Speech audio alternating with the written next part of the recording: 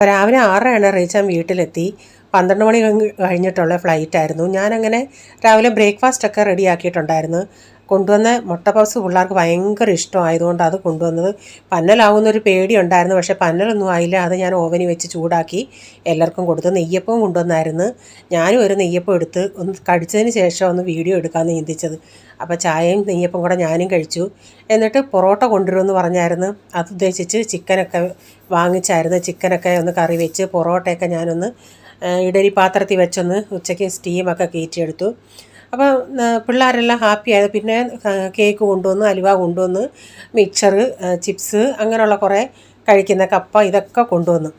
അപ്പോൾ ചിക്കനൊക്കെ മസാല പുരട്ടിയതൊക്കെ ഒന്ന് അടപ്പത്ത് വെച്ചിട്ട് ലാസ്റ്റിൽ കടുകൊക്കെ വറുത്തൊന്ന് ചേർക്കുന്നുണ്ട്. അപ്പോൾ ഈ വീഡിയോയുടെ ഫുള്ളായിട്ടുള്ള വീഡിയോ ഞാൻ ചാനലിൽ ഇട്ടിട്ടുണ്ട്. അതിൽ വിശദമായിട്ടെല്ലാം അതിൽ കാണിക്കുന്നുണ്ട്. ഉച്ചയ്ക്ക് അങ്ങനെ പൊറോട്ടയും ചിക്കനും കൂടെ കൊടുത്തു എല്ലാവർക്കും.